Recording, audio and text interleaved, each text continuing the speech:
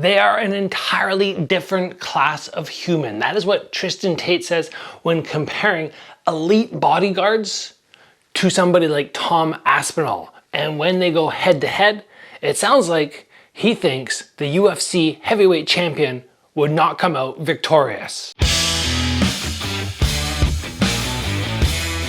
The Tate brothers, whether you love them or hate them, they always have a lot of stuff to say, much of it very controversial, and always makes for good topics here on the channel and in the rest of the world. And it's also something when we go, okay, comparing elite MMA strikers to elite security guards or security, and they go head to head, who would win? It's an interesting thing to talk about because many people maybe don't actually understand what would happen. Before we get to that, I want to remind everybody that on March 10th, my Sweeps and Throws Takedown Strike Ready course is going to be launching. If you are not registered by March 9th at midnight, it is cut off, doors are closed, and you are not able to join for the 25 videos and the 3 live calls where you can bring your questions. I'm going to be teaching you how to catch kicks, toss people to the ground, get to the clinch, off balance somebody, again, toss them to the ground. This is, in my opinion, the best way to demonstrate domination over opponent without actually having to knock them out. And you can't knock people out in the gym, not unless you're a jerk. So get yourself registered for that course. We still got some savings happening on it right now. Now, Tristan Tate on Instagram. He says, with respect to Aspinall, I wouldn't bet on that, not at all.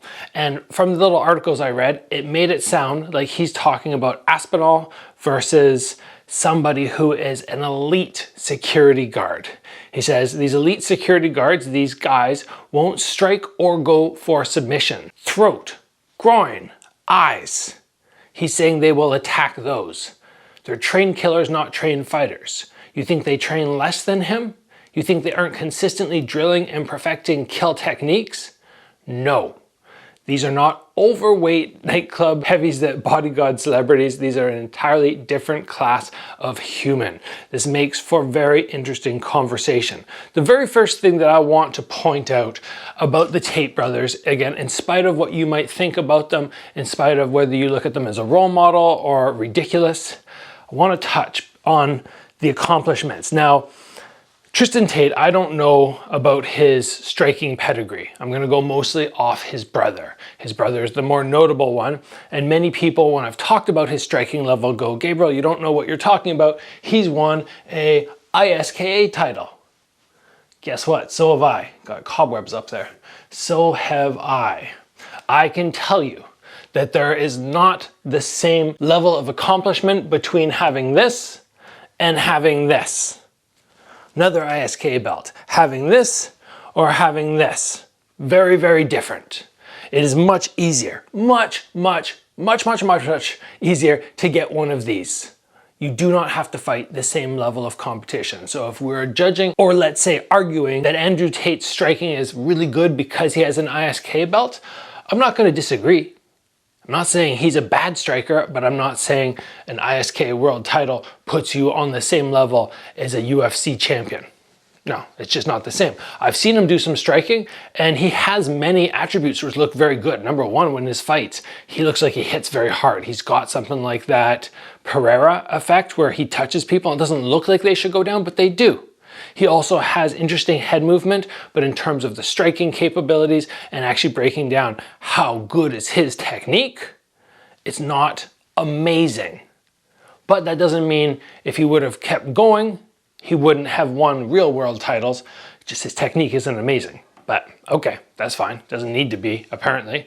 So when we talk about Andrew Tate or Tristan Tate, we're looking at people who, yes, are martial artists, but not somebody that you will go, okay, this person knows everything. Like if this was Demetrius Johnson saying this sort of thing, I would be going, oh, okay, I'm going to stop and listen because this guy is actually one of the best strikers in the world and he might know a little bit more than me about what he's talking about. Now, I want to run back a story about a Green Beret. Now, there was a conversation that my dad had with one of these guys, and he was saying, well, what do you do if you have to get into a fight? What are your self-defense moves? And the guy said, look it, we pull our gun and we shoot you.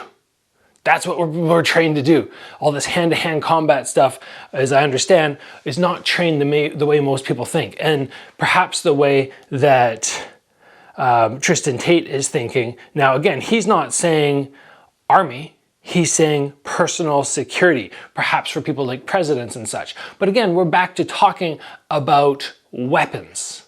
It's not necessarily hand-to-hand combat. And keep in mind, and this is my big argument, how much are these private security guards paid? Are they making UFC champion money? No, they're not. Do you think they don't want to be a UFC champion, making that type of money and have that type of notoriety, as opposed to being private security where, who knows, you could be a body in front of somebody else, saving their life, sacrificing yours? I think they would take the UFC champion. Why are they not there? Because it's different. It's very different. And when people say, oh, they go for groin strikes and throat and this and that, of course they go for those. Do you think it is that easy to go up to a trained fighter and hit him in the throat or get him in the eye or hit him in the groin? It's not going to be as easy as you think. People who go, oh yeah, you're just going to hit them in the eye and that's going to be it. Finding those tiny little targets are not that simple. And it's not necessarily even going to put them out of commission for long enough for them not to jump on you and just start pounding. Somebody like Tom Aspinall, oh my gosh, he is going to be a beast. He's going to be charging towards you. And when we have this idea that all these other fight styles like, oh, Aikido, it's so dangerous and it's so dangerous you can't put it in the UFC. You think that if people were grabbing wrists and flipping somebody over and that was effective, you couldn't come down and knock somebody out, or you couldn't control the wrist and then chop them in the neck like they do and win by KO that way? Of course, if they could do it, they would. But it doesn't work. It does not work against most people, and it definitely does not work against high trained level fighters. Now, if we open up the argument and we say, okay, Aspinall versus this big heavyweight security guard, no holds barred, no rules, no weapons, That's important because sure, if you give a guy a knife and he's very trained with a knife and Aspinall's not, sure, that'll change things up dramatically. Very much will. A gun, of course, that's going to just change things dramatically. But if we're looking at hand-to-hand combat, to say these guys train all the time to block and chop the neck and blah, blah, blah, blah, blah, give Tom Aspinall a new rule set. Tell him throat's open, eyes are open, groin is open, go and train for a week, come back ready for that type of fight. You don't think he's going to win? If you don't, you really don't understand. You really don't understand fight sports. And I have yet to meet somebody, any person who's come in who's like, oh yeah, I'm a security guard, I'm this, I'm that, I've trained in the army, blah, blah, blah. And to be wowed and amazed by their martial arts skills and go, oh, if this person didn't have any gloves on, I would be in trouble. Yeah, I'm not sure. And don't get me wrong, there are probably some very high level security guards out there who I would entrust with my life far more than many other people. But I tell you what, if somebody said to me today, Gabriel, you're about to get in a 2-on-2 fight. This is kind of, to me, what solidifies who's the person I want. We're gonna get in a 2-on-2 fight. You and somebody else versus these two other guys. You can pick anybody you want. Who do you want? I'm gonna stop, I'm gonna think, I'm gonna go, oh, I want somebody who's very athletic, I want somebody who's very big, I want somebody who has crazy power. Yeah, Tom Aspinall checks all those boxes. And that is the type of person where I go, I think he's the dude I want in my corner. And if we are allowed to go beyond a knockout, you don't think he's gonna be able to do that?